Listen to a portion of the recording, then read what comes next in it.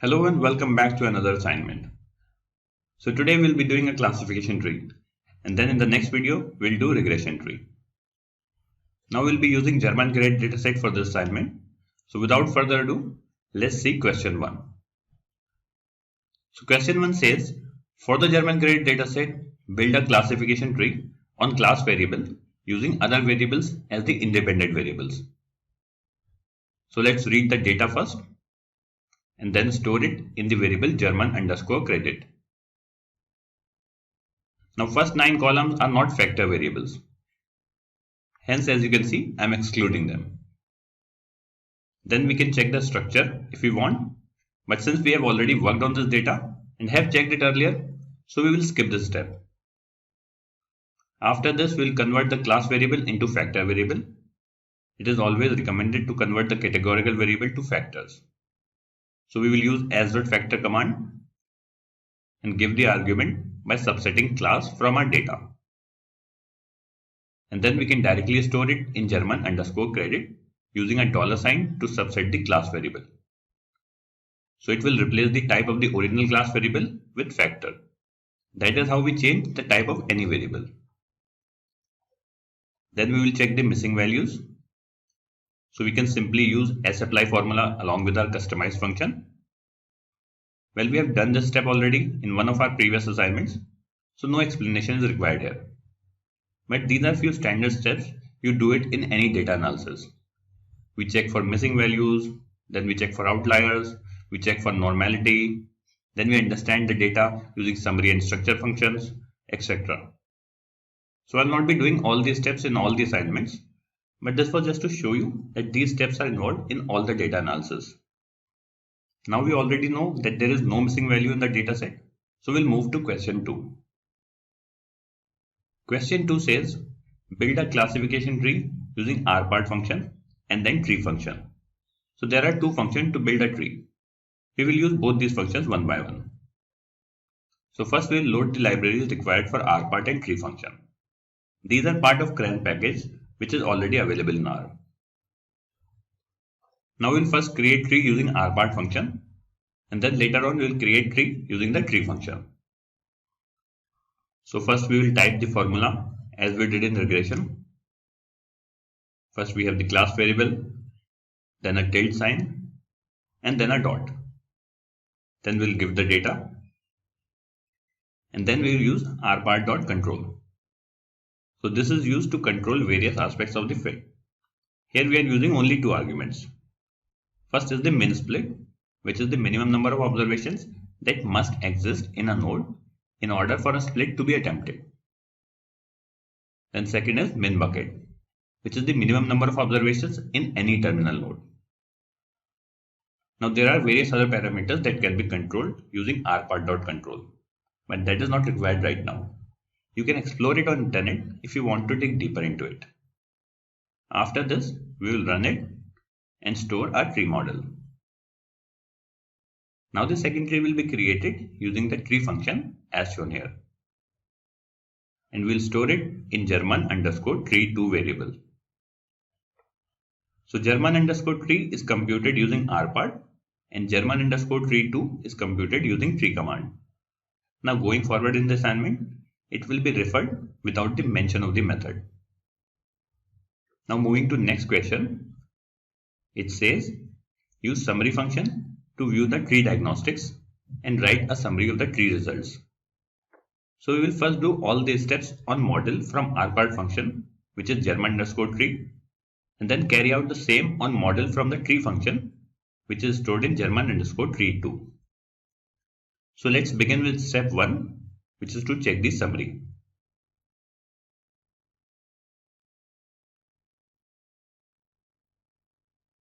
Now let's read the explanation of summary.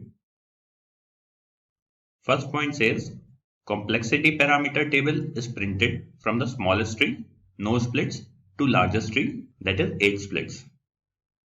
Then second point says, number of splits are listed here and nodes will always be split plus 1. Now I'll give explanation of one node in the output. Let's say node 1. And then the explanation remains the same for all other nodes and only the values will change. So let's see the explanation now for node 1. First point says number of observations in this node are 1000. So let's go back to the summary output. And here you can see that number of observations for node 1 is 1000. Then we have the cost complexity parameter, which is the amount by which splitting the node improved the relative error. Then we have the predicted class, which is good. Then we have class counts, that is 300 and 700 observations in the tree. Basically, we have class as bad and good, which is in the ratio of 300:700. Then we have class count probabilities, which are nothing but class proportions. Then we have left sun and right sun. Basically, it tells you the number of nodes below it, and in the bracket are the number of observations on each side. Then we have the primary splits. Now, primary split rules are created for each non-terminal node. You can skip the details how it is done. Just understand that these are the rules which are created for each non-terminal node. Basically, primary splits tells us about each variable and their position, whether they are on the right or left hand side. Then we have surrogate split, which is a way of handling missing values. Again, we can skip the details for it. Just understand that they are created once primary split is in place, and surrogate rules are created to mimic the primary rules or close to primary rules. This is just a way to make better use of the data. So this is the information that we have for node 1. Now similar information is given for all other nodes up to 81 nodes. So you can check yourself, but I'll be moving to step 2.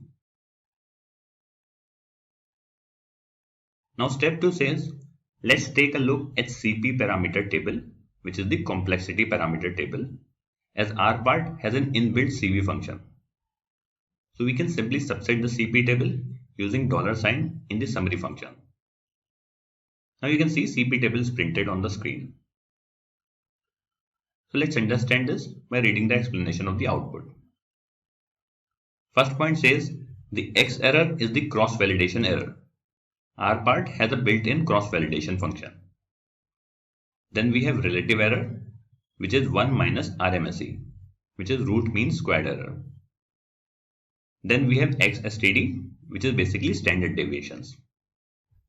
Now for choosing the best split, rule of thumb says select the lowest level from the below formula, or simply see the minimum error, or we can use plot CP function. So we can select the best split using any of these methods. Now the formula for choosing the best split is given here, which is relative error plus CV error minus standard deviation is equal to minimum. So if you look at the above table, this holds true for age splits, and hence age split tree shall be called further for pruning. But before pruning, we will create a CP plot in step 3. So to create the CP plot, we will use plot CP command and give the tree model as our argument. And here we can see our plot is printed. Now let's read the explanation of the plot. Point 1 says the dashed line represents the highest cross-validated error minus the minimum cross-validated error plus the standard deviation of the error at that tree. Then the second point says we see that optimal value of CP for pruning the tree is with 8 nodes. Hence we'll select the 8 nodal tree and move to step 4 for pruning the tree. So step 4 says prune the tree to the most significant nodes. So as I said earlier, we will select the best CP based on CV error given in the CP table, which is for 8 nodes. Now we will use this value in the prune.rpart function for pruning the tree and then store it in the prune.german variable. After this, we will use this prune tree and plot it using rpart.plot function. But first we will load the library for this, as this is a special function of the rpart library. Then the arguments would be as follows. The first argument is the prune tree, which is stored in prune_German variable. Then the second argument is the title. Then we'll mention the type, which is equal to 1. So basically it is used to decide which type of labeling is required. Now there are different options available. You can browse through it in the help section. Here I am using 1. which means label all nodes, not just the leaves. After that, we have used twig command to mention the size of the text. 0.9 means 90% of the default. We can even use cex function, which is another argument. And then there are many other arguments which can be seen in the help section, and they can be used to make the tree more and more interactive. But I am just using these many arguments for the purpose of demonstration. You can refer to the help section yourself and explore other arguments. After this, we can run this, and our plot is printed as shown here. Now you can see that the plot is very neat and clean, considering our minimum efforts. We can improve it further by tweaking different arguments, but I hope you have got the idea. Now as you can see in the tree, each node shows the predicted value and the percentage of the observations in the node. So this is how tree can be plotted. Now I have also given the explanation here that I have just explained, so you can again refer to it if you haven't understood anything. Now moving to step 5. It says produce the prediction table, also referred to as the confusion matrix, and then what is the overall correction classification achieved by the tree that you have built. So we can use the predict function here. We will provide model as the argument and then give the new data as German credit. Since we have not created a train and test split, so we are using the same data on which we have built our model. I am just demonstrating these steps for the purpose of understanding. But when we will build our model, we will have to split it into train and test. And we already know how to split the data into train and test. So here just focus on understanding the method. Now the last argument is type, which is class, because we are predicting class here. After this, we'll run this, and then our prediction is stored in the variable pred_German_tree. Now to check the accuracy, we will use the confusion matrix using the table command. So for the table function, the first argument is the prediction, and second is the class variable from the data. This will print our confusion matrix as shown here. After this, we'll calculate the model accuracy by dividing the diagonal value of confusion matrix to the total values. And model accuracy is coming out to be 76%, which is pretty high. Now this is because we have used the same data to build the model and to predict it. So obviously the performance of the model would be good. So there is nothing great about it.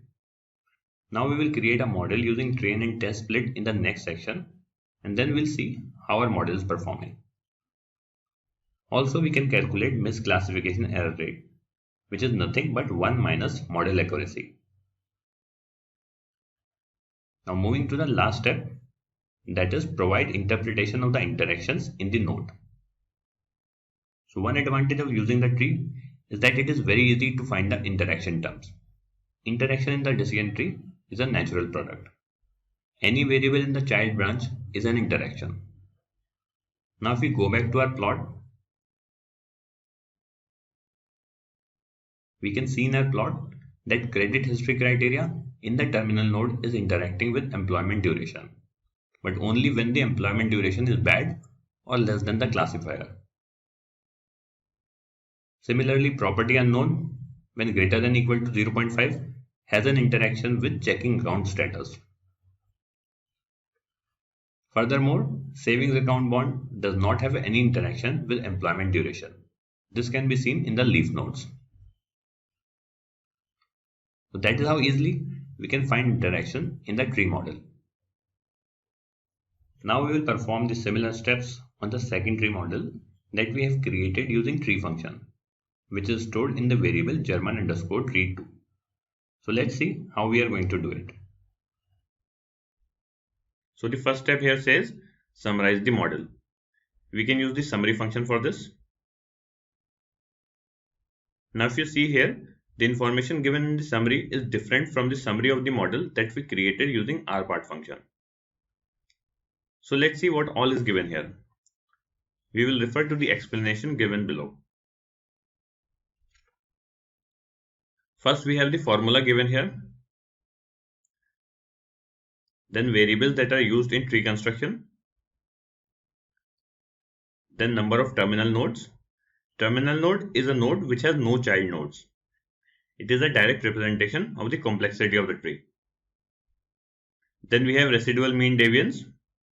Residual mean deviance is the total residual deviance divided by the number of observations minus number of terminal nodes. And total residual deviance is the sum of squares of the residuals. Lastly, we have misclassification error rate. We already know it is given by the number of observations that were misclassified divided by the total number of observations. Or in other words, it is given by 1 minus percentage of accurately classified observations. Now the last point says we should use number of terminal nodes and total residual deviance to compare the models. And the misclassification error rate is used to evaluate the model's performance. Now we will move to step 2. In step 2, we will use cross-validation to find CP and then we will select the best CP. Because there is no inbuilt CV function in this tree function like we had in the rpart function. So we will have to do it manually. And as I said earlier, we will do one assignment on cross-validation in the upcoming videos. But for now, just understand that CV uses the approach of splitting the data into training and test. And then it uses the training data to build the model. And once the model is built, then it uses the test data to calculate the test error rate. Now this is something we have already seen it. But cross-validation goes one step further and does it by splitting the dataset again and again and then average the overall error estimate. So this way we get more accurate results. So we can use cv.tree function as shown here. This will quickly perform cross-validation for us. We will run this and store it in the variable cv_German2. Then we can print the results as shown here. And then we'll refer to the explanation of the output given here. So first we have size of different trees which are given here. Then the deviance is given. Now deviance given in output is the CV error if we use function is equal to prune.misclass. Else it is the deviance if we go by the default method of cv.tree. And third we have the k, which is the cost complexity parameter alpha. Now we will move to step 3. In this step we will plot the CP values. So we can use plot function and our graph will be printed as shown here. We can see from the graph the variation in CP values as the nodes increases. Now we'll move to the next step. It says prune the tree and then plot it. So we will use prune command here. First argument would be our model, that is German_tree2. Then we will give the minimum CV error. So we will use best is equal to which.min bracket open cv_German2 $dev and then bracket close. So this will return the minimum deviance. Then the third argument will be method is equal to misclassification error. We will run this and store it in the variable prune_German2. Now once the tree is pruned, we will simply plot the tree. We will use plot function as shown here. We have also used text function to print the name of the nodes. So we can run this and our tree will be printed as shown here. So this is how we use the tree function. Now you might have noticed that rpart has better graphics capabilities compared to tree function. But we can plot our tree using both the functions. Now I will be skipping step 5 and 6 as they will be performed exactly in the same way as we did for the model built using rpart. You can try it on your own. I don't want to repeat it.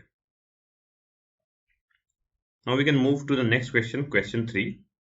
It says we have seen both the models from rpart as well as tree function.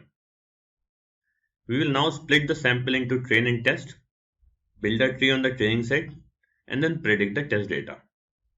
And then we will comment on the performance of the tree. So first we will set the seed, and then we will split the dataset into train and test. You can split the data whichever way you want. We have already seen 2-3 different ways of creating training and test dataset. So here we have created a train and test variable. So for the train variable, I am using 70% of the observations. And for the test variable, I am using 30% of the observation. I will not be explaining it because we have already done this. Now we will create our model using the tree function. You could also use rpart function. We have already seen steps involved in both the methods. So we will create our model and we will store the model in the variable train_German. After this, we will use cv function to find the best model and then prune it. So we will use cv.tree function as we did above and store the results in the variable cv_German3. So I will not explain the results of cv.tree function. I have already done it earlier. After this, we will prune the tree. We will do it exactly the way we did above and store it in the variable prune_German3.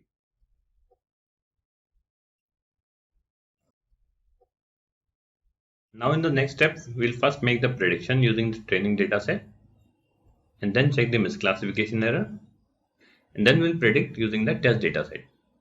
After all, our goal is to create a model that performs good on the test data as well. So let's predict using the training dataset. Here we will use the predict function. We will give the model as our first argument and then type is equal to class. We will store it in the variable pret_train. After this, we'll create a confusion matrix using the table function as we did above.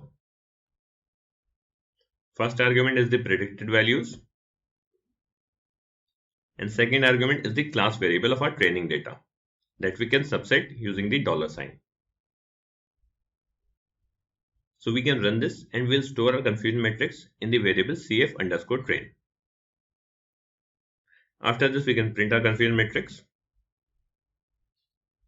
and then we can find the misclassification error. So misclassification error is nothing but 1 minus sum of the diagonal elements divided by the sum of the total elements. So it is coming out to be 24.8%. Now let's see what will happen when we will use the test data for making the prediction. We will follow the same steps except that we will use the test variable to subset our data. We will store our prediction in the variable pred_test.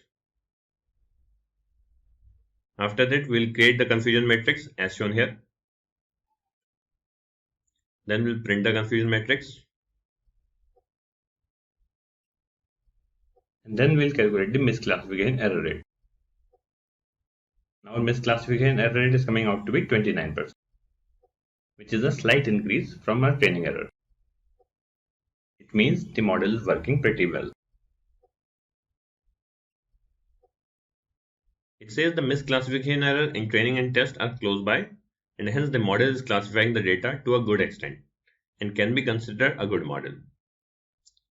However, if we look at the interpretability of using the best tree, that is 13 split as cited above or 14 nodes, then it is a bit difficult to interpret such a long tree. Hence the tree model is giving a good classification rate, but the interpretability is not very good. So it's like a trade-off that we have to do. Now moving to the next question that says, list the interaction that you uncovered using the tree model. So we can just plot the best tree after pruning it, and all child nodes will be the interactions. So we can plot the tree as shown here. And here we go. All the variables in the child nodes shown here are our interactions. So bingo guys, that will be all from this assignment. So let's quickly see what we have covered so far. We have seen two different functions for building the tree, namely rpart and tree function. We have seen the summary of the model and learned to interpret it. Then we found the best complexity parameter using the cv function. Then we used it to prune the tree and finally made prediction using the prune tree. We also have learned to find the interactions which are nothing but the variables in the child nodes. Then we also compared the performance of our model using prediction and training and test data and compared it against the model accuracy or misclassification error rate and the interpretability. So that is all what we have covered in this assignment. I hope you have enjoyed the video and found it useful. Now in the next video we will be covering regression tree. However, if you want to practice this assignment again, feel free to watch the video again. Now I'll catch you up in the next video. Until next time, see you.